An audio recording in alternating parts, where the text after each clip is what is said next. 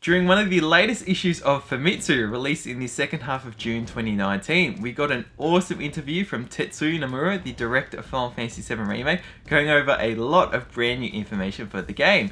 How's it going, everyone? Tazen here, and today we're going to go over all of this information revealed during the interview. We're going to be going through an English translation of it, provided by an article on Gematsu. So kicking things off, firstly, the first part is going over the black mist that we first saw surround Everything Cloud during the initial meeting in the State of Play trailer. So it says here, the Watchmen of Fate, the black mist in the trailer, are mysterious beings that appear before the party wherever they go. I hope that even those who have played the original game will enjoy the new elements. So it's great to get a confirmation that these are not only new, but one, it's plural. It says here they are mysterious beings. So that will be interesting to find out what beings these are. Are they new in the sense that these were already in the original game, like these Sephiroth clones, but they're being presented in a new form and also in new ways? Or are they completely new, that the Watchmen of Fate, they never existed in any capacity in the original game, at least in real time during the events of the game? Now what I mean by that is sort of going over briefly some spoilers, is that possibly, just coming from my imagination, one possibility of what they could be, or what I may hope they could be, is that if they may have some relation to the group of Cetra that took down Jenova and placed her into some form of stasis in the Northern Crater. It'd be great if it had some relation to that group of Cetra, and maybe the name the Watchmen of Fate, they've somehow been able to linger on in some form outside the live stream, and to be able to have some influence or some partake in what's going on with Jenova, considering that she wasn't actually ultimately defeated, she was just sort of defeated or incapacitated in some form. So it'll be interesting to learn, why they're around Cloud and Aerith, or maybe something happened to them during that fight at the cost of what they had to do in order to seal up Jenova. It had some effect on them, and that may be why they could be black in some form. Now that's just one possibility. We had also learned that from things that were cut from the original game, there was some sort of thing that was hinting that Jenova may have also shown up in parts of the game where actually part of her limbs were represented by some form of potentially mist-like pieces that were to show throughout the game. Now the fact that this is referring to mysterious beings may suggest that this is not being brought back into the game, especially given it said here that these are new things to the game. Moving on to some more things that he mentioned, the second was that there are quite a bit of dialogue options. We're making it so the dialogue changes depending on your response, so the sheer volume of dialogue has increased. Now what excites me the most about that is the ability to be able to replay this game or revisit certain scenarios and learn even more about the plot dependent on your actions, because I think, again, depending on the dialogue you take, that influences, again, not only what they will say, but what they should say in relation to what you're asking. It's like any form of conversation I'm having with you. You can't essentially ask all the questions in a certain situation in this game at a single point in time. So to be able to have the option to go back and explore that, I think that is great. But I'm sure some people may not like that because they may feel like this is sort of excluding them from certain scenarios.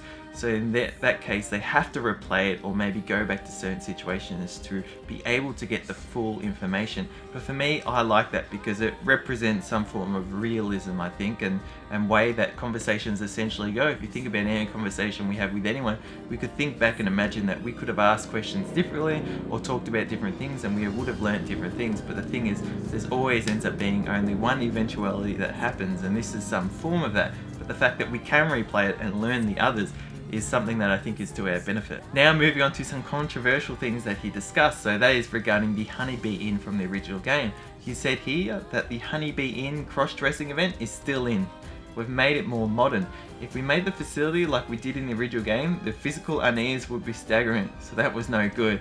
And that makes sense because one, we're trying to look at them try and shape this part of the game based on different cultural and philosophical outlooks subjectively from many different cultures, given this is having a worldwide release. And it's also being presented in a realistic fashion that can't even be shown in the exact same way that it was shown with these sort of little polygon models that made certain scenes somewhat more comical-like, and it wouldn't have the same effect today. So I'm understanding of that. I guess I'm more of just a perspective is I'll see how it feels when we get it and whether it will be actually executed in a way that it will represent the actual situation very well. So we'll see how that goes. Moving on, he said there are quite a few additions to the scenario. While the main story itself hasn't changed, there are a countless number of new events. Otherwise, we wouldn't have 2 Blu-ray discs. This is something I've talked about previously, and this is something that is essentially given, especially given they're expanding upon not only Midgar, but even a lot of the characters that were central to the Midgar arc of the game, now having more of their own fleshed out stories,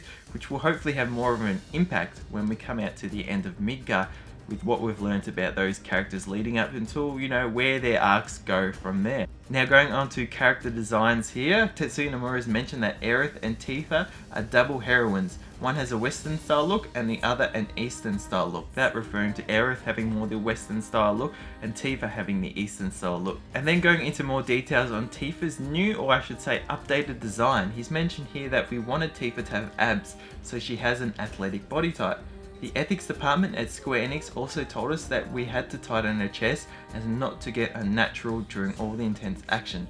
From there, we got the black underwear and fitted tank top. Now for me, this has never really been much of an issue or anything I've actually worried about in regards to the size of her breasts in the game, because one, in the original game we're looking at these not to scale 3D polygonal models, and two, also that is not what I find is what makes Tifa unique as a person. It is her emotion, it's her character development, it's her history as a character and her relationships with the people. Seeing that scene in the bar with Tifa and Cloud and sort of hearing her discuss her moral tension, sort of unease with the situation and questioning the right way to go about things.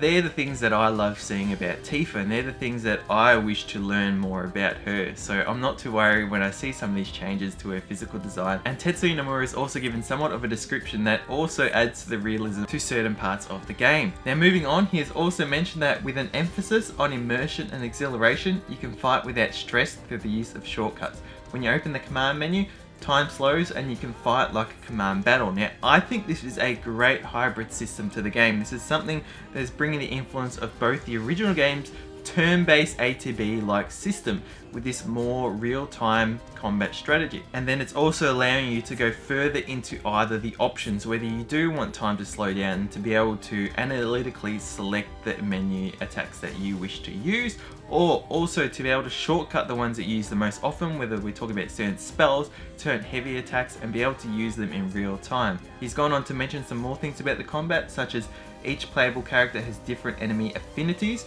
an item is required for MP recovery, and for the sake of level design, we're preparing a few new enemies where necessary. And to elaborate on that last sentence Nomura said, Katase also said prior to that we have optimized character growths and boss monster placements for the game, completely restructuring it as a single standalone game, which we think will have become a title worthy playing enough. So going over each character having different enemy affinities, this is sort of something we've seen in some regard in the trailers, specifically with Barret being of better use for aerial enemies and enemies from a distance, Cloud having certain affinities with certain enemies up tight and close. But again, I'm sure there are more levels of detail to this. We have learned some things about each character having their own special abilities associated with them, like Cloud having the ability to swap between a Punisher and operative stance, and in these different stances he is able to execute different attacks, but at the same time it affects the way he moves. In one he is actually slower, but he has certain better defense and attack capabilities as opposed to the other, where he may be more mobile but not be able to hit as heavily. And then Barret also has his own forms of that, so it'll be interesting to learn more about these specific to every character.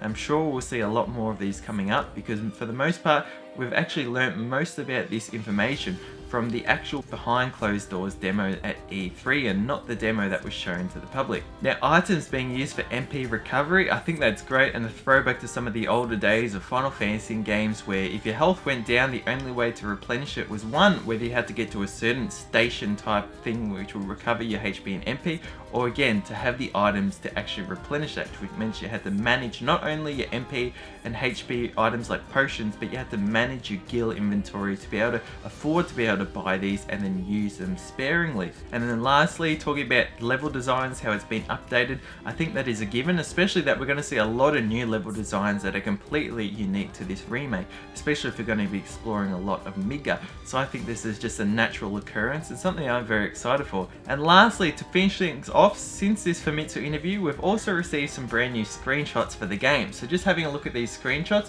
they're mainly sort of polished images of things that we've seen in previous trailers and footage, but we've got here just some models of Cloud. We can see his updated design here with his hair. Again, it's a lot more natural, a lot more detailed, each strand of hair. We can see that he's got the baggy pants that have returned. We've got Aerith here, and to me she looks quite faithful to the original character, and I think this is just great. But anyways, I'll leave it at that. Let me know your thoughts below on anything I've discussed. Again, going through things like the Watchman of Fate, going through things like some of the gameplay things that they've elaborated on, Tifa's design, and also going through some of the more controversial things like Claire's cross-dressing scene, or I should say the honeybee in section. It'll be interesting to see what we get. I guess if it's going to be heavily changed for now, we've just got this fan-made picture to look at of the original game translated into a remake style of all the men with Cloud in the honeybee inn. But yeah, anyways, I look forward to hearing your thoughts, you know, some of the positives and negatives you may associate with a lot of this new information. So yeah, anyways, thank you so much for watching. Hope you'll enjoy, and until next video, stay spot on.